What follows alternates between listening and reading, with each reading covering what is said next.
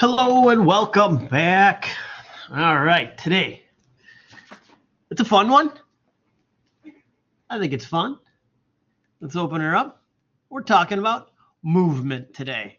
So, movement, how do we use those elements that we put on the page or on the artboard, on the canvas, whatever we want to call it, to direct the eye, to create movement, to create excitement, to just add life to a piece. Like this is the one. Creating movement is so much fun.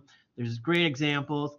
And it comes down to just using all of those elements of design. How do we use them? Like everyone can practically be used in for movement. And we'll get to that in a minute. We have our movement research. We are now back to InDesign. Remember, we switch off from one-to-one. You'll do that in InDesign. I'll roughly go over that. You should know how to do it by now. We have our movement project. As we get further along, they get a little bit more difficult, but I believe in you guys. You can do it. It involves the creative thought process. It shouldn't be easy, but I'm pushing you to think about what can I do? How do I solve a problem? And that's what it's about. And then the rough drafts. We'll go over the rough draft, which is you did thumbnail sketches, really quick sketches for the pamphlet design. And now we need to step it up, and we're going to take our favorite one and we're going to like really make sure it's good, something that we can actually place into InDesign or into Illustrator and then work on top of. And that's how we're going to do it. So, and that's coming up in a couple weeks or in a week. We're getting down to it, down to the nitty gritty. And there you go. If anybody's ever curious too, I now have this easy registration checklist. Please register early. The sooner you register for classes, the sooner we know if they can run. So unlike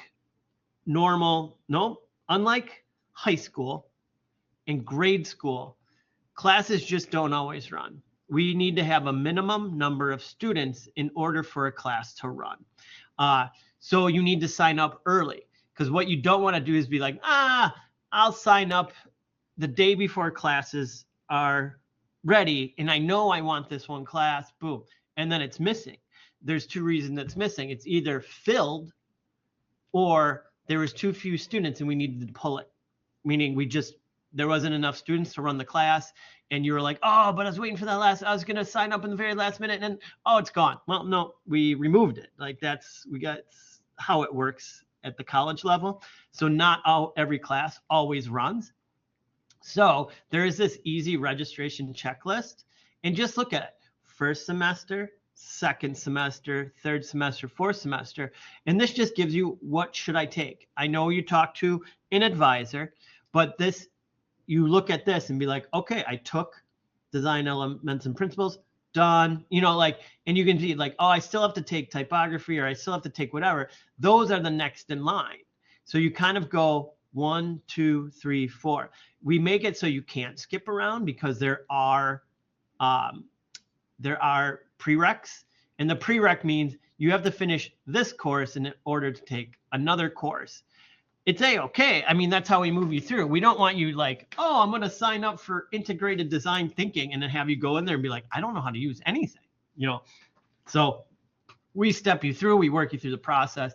This is a general checklist, and it will get you through to see what you need next. I've started putting in stuff like textbook required, so you kind of know in advance, I need a textbook, all that kind of stuff. So, and you can contact me. I'll ask you, what did you take so far? And then I'll tell you what to take next based off of this checklist. So I hope that helps you. Let's talk movement.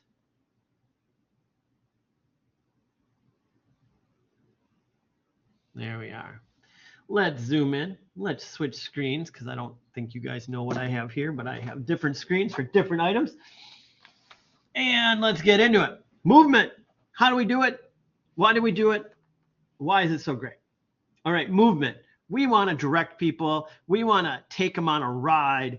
Like, we want to show them everything we can in the design and make it exciting. So if we draw,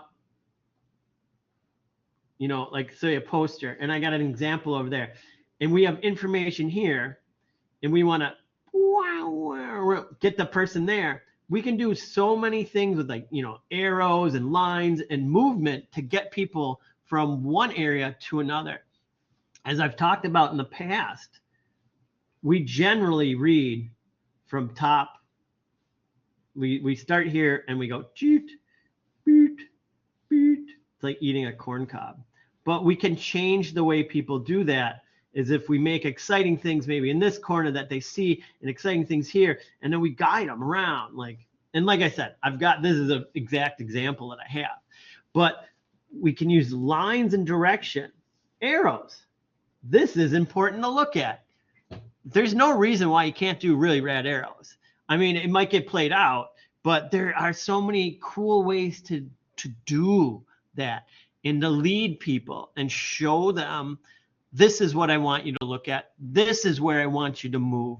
This is, like a feeling I want to evoke. So you can, direct, perfectly with arrows, or you can use subtle lines to help guide the viewer. I want you to see this. I want you to see that. You're in control of what they see, and we want you to know that. Patterns, there are so many cool ones, but like a pattern, however that pattern is built, I don't know if you remember that triangle piece I showed a long time ago, where it was like a bunch of triangles, and they were like, back and forth, but they created like diamonds. But it was pointing those patterns. It was a pattern of triangles that, here, maybe this is better if I kind of do this. And then if I continue this, but I leave something out, you're going to look at that and then file down and be like, oh, what's this triangle pointing to in this pattern? Just simply by leaving out, now I have two things pointing down in a pattern. Just take out that third one. So you can use a pattern. You can change that pattern, as we talked about that awesome word anomaly, by making a change in the pattern that shows that. That does create movement. We're creating movement with that pattern. We can have patterns that make, if we start big and then go smaller and smaller and smaller and smaller and smaller and smaller, that gives a sense of movement. And it's a pattern. It's the same shape, just getting smaller and smaller and smaller. That's another one that runs into repetition with the pattern. How do we do that? And then just straight up, if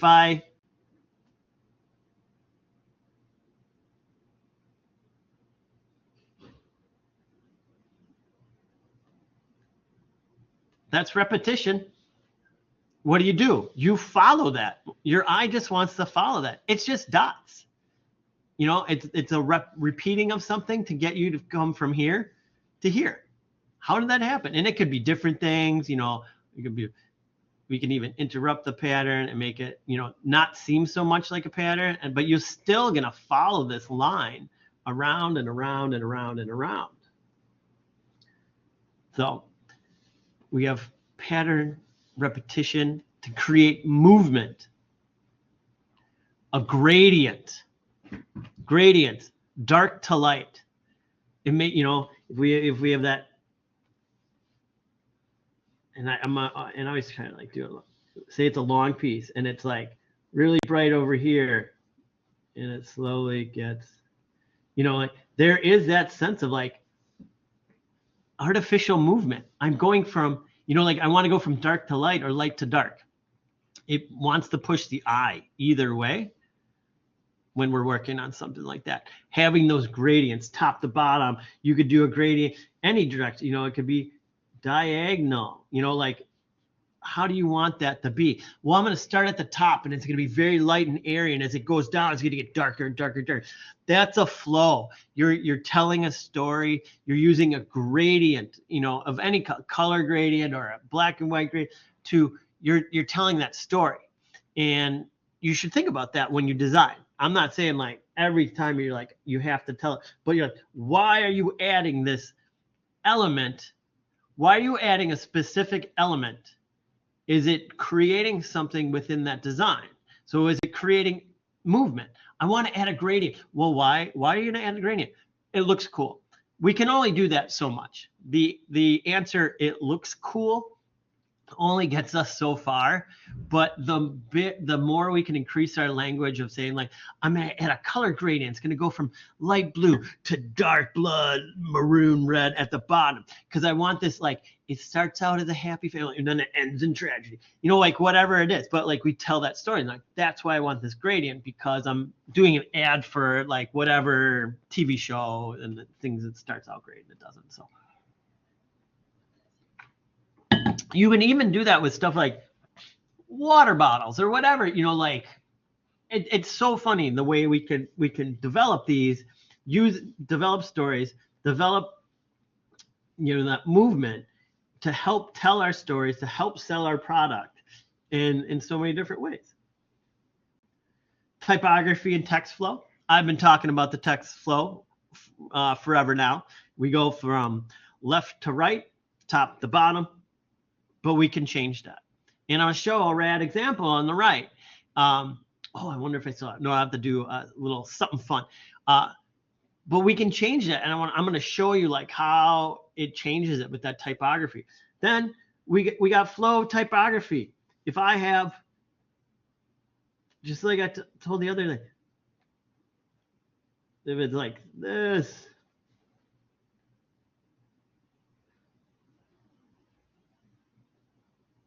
just say I wrote something there. Like you start, you're like, I'm going from here to here, definitely. But what if I reversed it and it was like, now it's going to be like Yoda. Great. Yes. See that difference? Like here, you know, this is great, or great is this. Like it reads completely different and they're overlapping each other, but you look at this, but it creates either movement.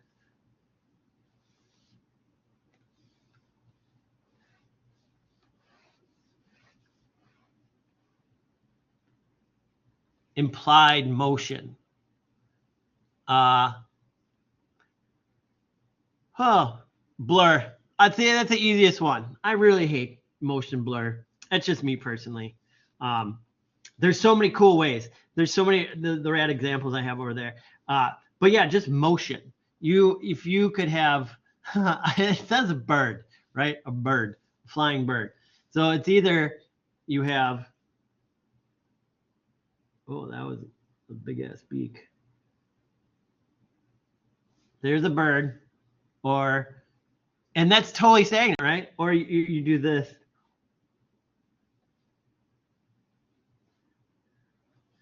Flying birds, you know, it's the M of a flying bird, but totally no movement. This bird is just sitting on the bee. These are flying away. Like it's implied motion. Is anything happening? No, they're not really flying around. I made a mushy M that for some, and then I could accentuate it. Wow. So that's implied motion. We got some cool ones to show you. Like this one's all about, like I could talk about it, but seeing these is so much different. Hierarchy and focal points. This is linked to, I totally linked this to the lines and the direction part. With the hierarchy and focal points, where do you want the person to look? How do you want them to look on the page? What's most important? But what if you want, you know, I want that important thing like down, like I want it down here. How do I get them there? Well, you gotta bring them down, and you do it with hierarchy, which means this is more prominent in some way, and everything else is a little bit less prominent up at the top. And then so we change that hierarchical idea that like this lower part is really important, the upper part isn't so important. And then where do we add focal points? I want you to look here, and I want you to look here. You know, and how do we get there? A change. I can't get any smaller dot. I haven't set a certain one, but hopefully that you can understand that. Use of space. This is like the reverse. What's not there? You know, if something's not there, how does that influence how people look? What are they looking at? And again, I think I'm just gonna jump in. Let's start looking at these examples. Too exciting. Look at this. It is the same fish up to here. Okay? It is literally copy and paste. It takes a long time to do this still. But they drew one fish, made it different sizes, and just sat there and filled in fish and made them smaller and smaller and smaller. And you can't not help follow the directions. Again, this is an implied image of a fish. And we don't even know if it's accurate. Like, what fish is that? What is it? I don't know. But in my mind and from my memory, I regard this as that is a picture of a fish from the top down. When's the last time you've actually looked at a fish top down? Do you know? Maybe a koi pond somewhere? Go to the domes, go to the park, and they got a koi pond. It's like the only time you ever really see a fish from top down. I mean, I don't go fishing or anything like that, but so it's just this implied image that we have. But what do we have going on?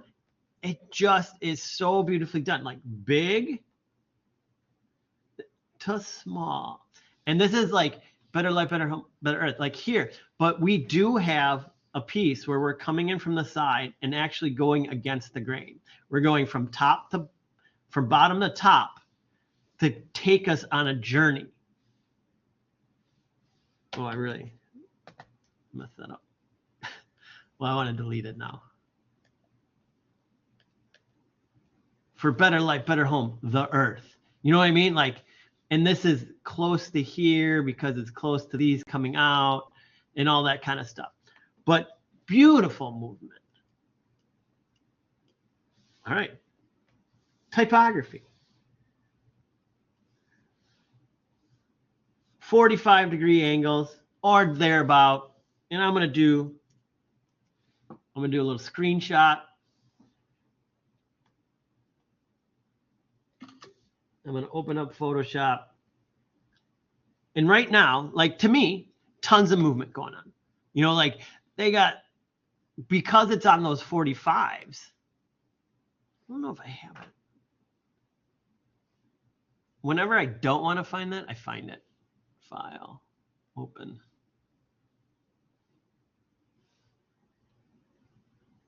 All right, so we're looking at this. And it's looking pretty cool. And we're like, yeah, you know, like we have all these dynamic directions and it's just typography. And it looks, you know, like, wow, there's so much going on. And look at that movement. I'm going to bring down a guide.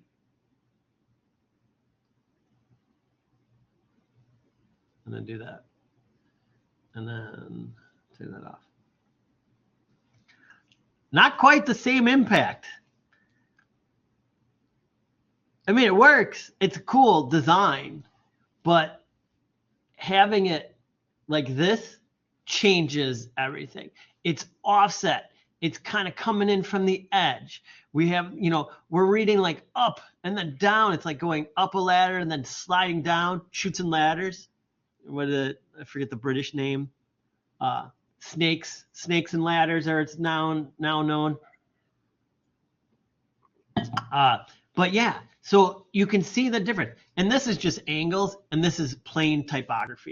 But if I did it like a normal, like this is my first thought, this is just kind of boring and straight, you know, means nothing until you put it on that angle and it changes everything.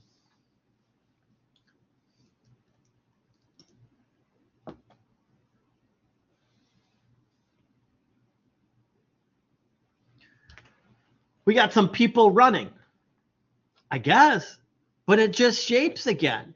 And it's the same. All but one are the same. You know, minor differences.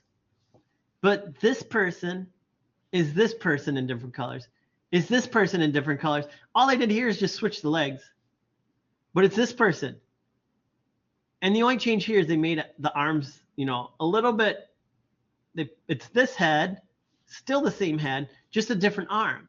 But we get so much implied motion from this. And it's just shapes, very flat, basic shapes, and are repeating. So this is a pattern. Just like this is a pattern, you can call this a pattern. And I love it. It's the same one over and over. They just flip-flop this, you know. They took the legs and illustrated and like mirrored it, done, you know, and that's all they did. Took the head, rotate it, done, because, you know, we want a direction. And the direction is, we see this guy's running this way. This guy's running this way. This guy's running this way. Is this guy looking at the winner or looking at the title? So this direction is really kind of great right there too. Like looking straight at Team Olympique. I think it's pretty great. You know, it changes the direction and how we look. Again, it creates movement in the piece. And they didn't, you know, we didn't need this, right? There's none of this. We didn't have to put in zoom lines or blur it or at all. None of that crud is needed. We're just going plain and simple, and it really, really implies that movement. Oh, I love the simplicity of this old one. Like no matter what, you just come driving in. Whoop. It's one black shape with two white shapes and a picture of a car. If you break it down, it is hilarious, but it like implies so much, and it's so easily done. And this is just that, like, here's the shape. Like,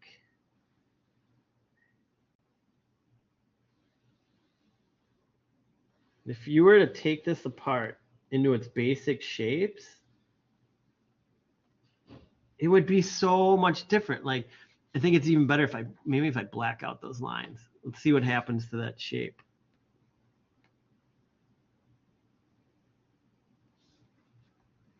It sort of really is the white. Oh, why am I looking at the wrong screen?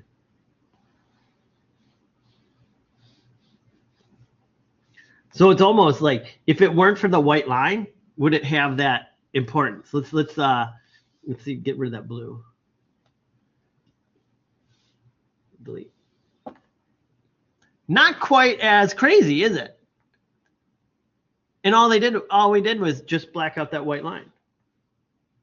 I think it adds so much, you know.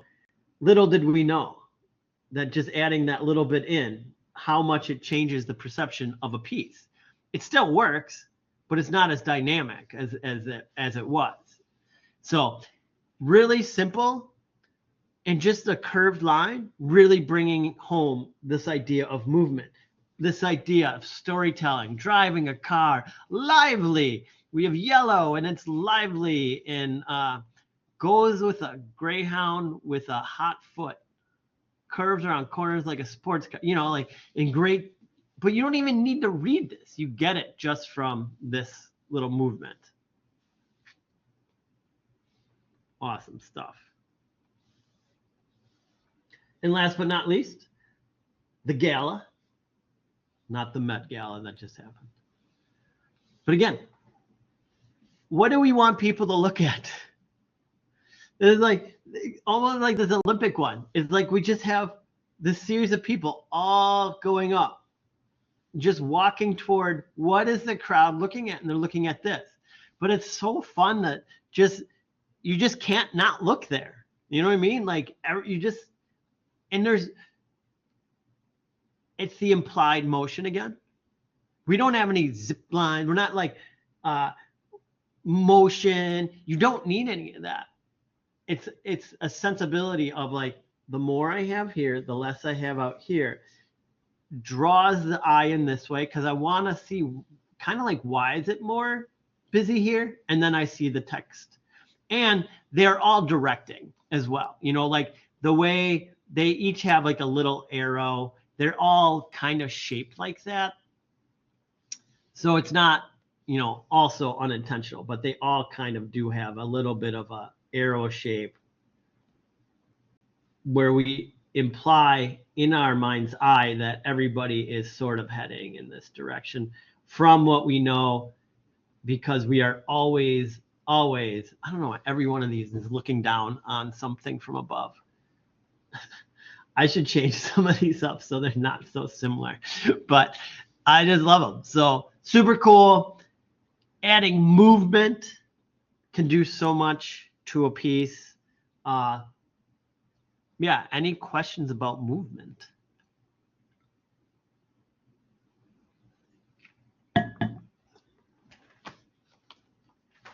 All right, let's look around at some projects, check some things out. Again, this is because now we're in a what I like to call like step and mode. Yeah. I don't know. It's not stupid, but how would you know if the graphic designer that we picked for Project B is the website's legitimate? How would you know? Oh, who'd you pick? Her name I think is like Sarah. She was the first like original graphic designer with the Apple team making computer icons. Yeah, that's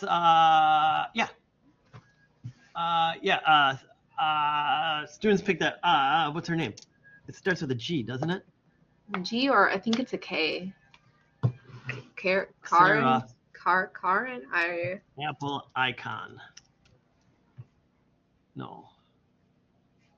Oh, that's the Apple icon designer. I'm looking her up too right now. I know who you're talking about. Okay. Carr? Susan Carr? Yeah. Yeah, her. She's got a website, I'm pretty sure. Yeah, I think I found one yesterday. I just wasn't sure if it was legitimate. Yeah, I mean. Okay, yeah, that's the one I found. Yeah, this is it. Okay. I just wanted to make sure. No, that's totally fine. And yeah, thanks for checking. Yeah, I don't know how it's legitimate. For the most part, we're just typesetting. So I want you to grab some information about the designer to typeset. So that's why we're doing that. It is not like I am not proofing the information as a instructor would be like, this information isn't quite correct. I want you to have a set of words about the designer that I'm gonna like look at and be like, yep, looks good. And then you're gonna typeset. I'm more worried about the design work rather than the informational work, because in the future you will not be the writer, if that makes sense. You will get that from your client. But okay. I see. Yeah, I want you. Yeah, in the future when you're dealing with a client, and 90% of the time you'll be like, okay, well, do you have the copy? And they're like, oh yeah, we got somebody in our marketing finishing up the copy. We'll send you a Word document. You would rarely write copy. That's a whole different range of skills, which we're not worried about. I just want you to be like, go to her and grab the about page and check that it's about 200 words. Is that what we need? I forget. Yeah. Well, a couple paragraphs, and that's all we need, because I want you to typeset. Okay. Does that help? Good. I just wanted to make sure. Yeah, that cleared up a lot. All right. Thank you. Worries. Sure. All right. So the research. Back to InDesign. I'm not going to go through it because everybody knows how to do it. I've done it a few times. Make your layers, put your objects in, use centering, use all the tools within that program. They're the same tools you'd use in Illustrator, same tools as InDesign, same tools in, I think in PowerPoint. Like I said, I don't use PowerPoint, but it's almost the same tools in Google Slides, about arranging, centering, spacing, getting all those right. You may, sort of like, but it's OA3 to keep doing it, but you should be doing it perfect, so that when you do stuff in the future, your mind is always thinking, get everything centered. Where do I want it? Baseline here, this, and it's all those things that we should intentionally think about instead of just like throwing it on the page. I say that because that's I've developed these assignments over the past decade because of that movement of like students coming in and kind of like old school from high school work and working on PowerPoint presentations. It's getting more and more where it's just like, I have an image here, an image here, an image here, and an image here, and I just flew up, the text is on top because I'm just trying to fill the page. Like, nope, not anymore. Now we're making design choices. And so that's why we repeat this process. And every time you do this, one, this is how you should always set up documents time after time after time. And two, and when you're setting them up, you should always be thinking, okay, I have 3 objects. They should all be equally spaced. Or, well, they're all going to be at the top of the line or the bottom of the line. It's all design choices and not just throw it in. My design choice is to throw it in. If your design choice is to throw it in, then it should look purposely thrown in, and you can do that. It's grunge design, and I love it. But that's you gotta crawl before you can run, whatever. I don't know. So you know what to do. Movement research, book cover, movie poster, album cover. In InDesign, make sure you're uploading both, and then make sure you are not squishing your typefaces. You are not squishing your images, and don't put stuff so close to the edge. No important information should extend beyond the margin. We're keeping all that information inside. We don't want it toward the edge. It's going to fall off the page. All right. Movement project. Create 6 compositions using line, pattern, and typography to define movement in the design. It's too many like closely said words in a row. Let's open it up. I have it already downloaded. I already have it open.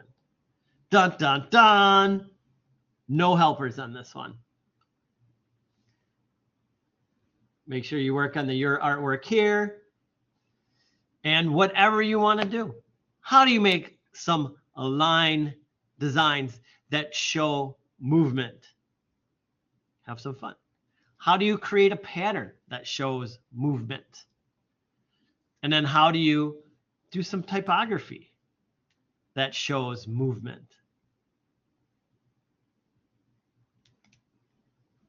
Yeah, leaving it open there, but you can do it. I believe in everybody. You guys can do this. I've seen it happen. Seen students do it. It's a thinker, but I know you can do it. You refer back to my examples, the examples you find for the research, and take it apart. See what's in there for the design work. And then rough drafts. So you did your thumbnail sketches for your little pamphlet. And like we said, we have a back cover, a front cover, and 2 inside pages. So take a piece of paper, horizontal, 11 by 8.5. If you have one sitting around the house, fold it in half. And that's what we're working with. It's literally a piece of paper, fold it in half, and then you have your little booklet. And you can even write on it cover. I've done this, in the past to help sometimes.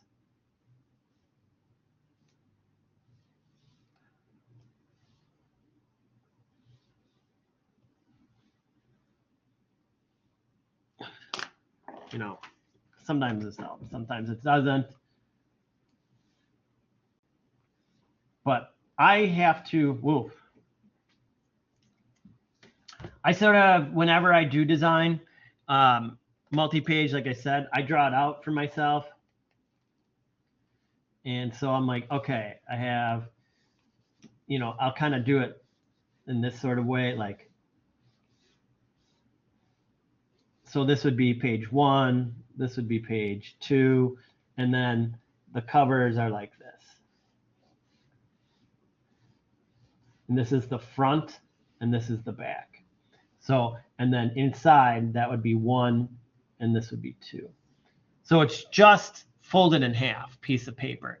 But I have to sometimes draw it out, because then if you have like 3, or 4, and you get into a bigger pamphlet range, you have to like be like, okay, what's the front? And I draw it out and then I cut it out a piece of paper way before I even get in my design, just to wrap my head around what I want.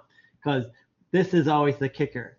The front cover always seems reversed, but it's front cover. And then if you look at it reverse, if you were to lay this down, then it seems like page 1 is on the wrong side when it's back to you. But just kind of like, all right, so my inside pages are this, and it's 1 and 2. And then, so how do I want that flow to go across? And then laid out a little bit more open is front and back. And you can have stuff run from the front to the back. You just have to know like where it folds, it's going to be the break in your design. But if you were to kind of open it up, you can have like, if I have a line here, it can go there. You know, if I have a decorative piece or something like that. So what we're going to do is your next part is to take your favorite thumbnail sketch and then do a sketch, which is defining more of your elements. Make sure that everything is in there. The graphic designer, name and photo, a minimum of 5 examples, 2 paragraphs, and the site where you got the information. Really loose on that too. Like the site can just be the website. All the information came from so-and-so's website. Good enough. Let's show a couple of student examples.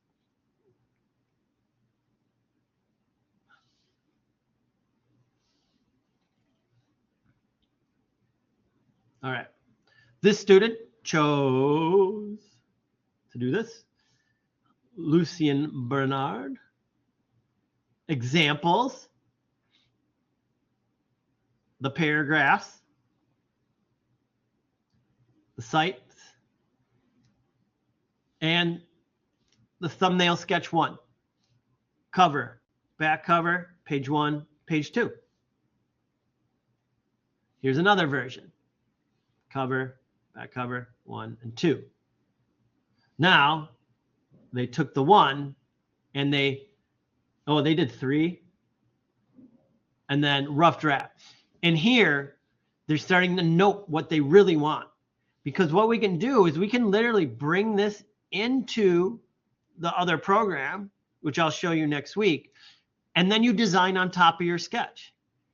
Because why sit there and try to monkey around when you already kind of have everything where you want it? It's actually easier to bring in your sketch and design on top of the sketch. I guarantee you, because I've seen it happen for a long time of like people not doing it. I'm like, there's something wrong.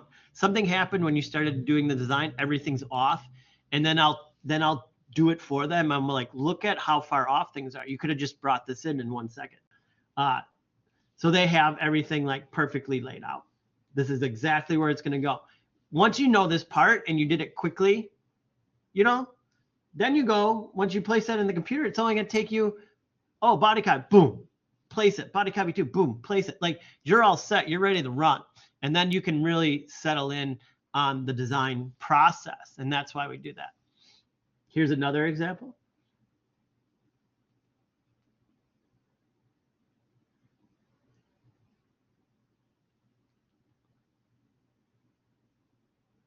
All right. There's the about her, sources, and then here. Cover, back. It says it very small. Page 1, page 2. They did 3 examples. Just laying stuff out. I want the name like this, 3 photos, maybe the name down here and a photo. You know, just trying stuff out. Just blocking out ideas. You know, just got to scratch it out. Get it done. But play around. You know, like if I do this here, you know, don't do the same cover each time. Play around. And then for the rough draft phase, they defined it. And then they started picking like here, okay, I'm going to go with, I think it's this one, a rough base. And then, so, okay, here's the name. Here are the images I'm going to use. Here are the other images, and then, you know, so on and so forth. And then the write-up. This is what I'm thinking for colors and everything. And this is something you would show a client. This is the direction I'm heading. Like you would show you can show clients like, okay, here I'm coming up with some ideas. They're like, oh, you know what? I like this one over this one, this one over. Okay, I'll concentrate on this one. But this took you very little time. Gives them an idea, and then you can say, okay, let me. I'm gonna take your ideas too. You know, you came and you like this, but you wanted to move something. Great. I'm gonna show you another one, and I'm gonna write down which pictures are what and the paragraphs, and then okay, great, and then you move on. So,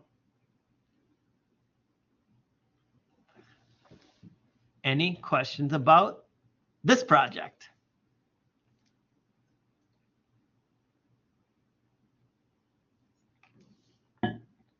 All right, cool. I will be getting to the grades today.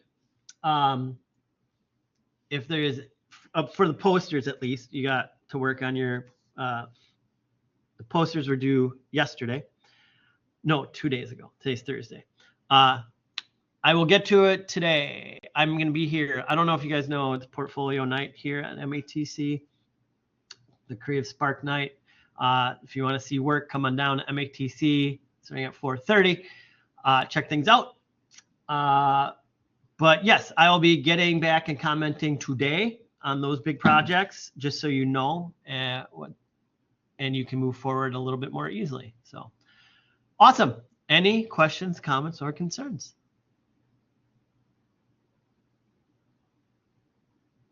All right, cool. You know how to get a hold of me. Reach out at any time.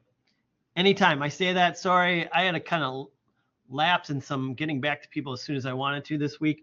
That will not happen for the last couple of weeks. Now portfolio is set and running, and awesome. Thank you very much. And I will, if I don't talk to you on the discussion boards, I'll see you on Tuesday. All right, take care. Bye-bye. Have a good day. You too.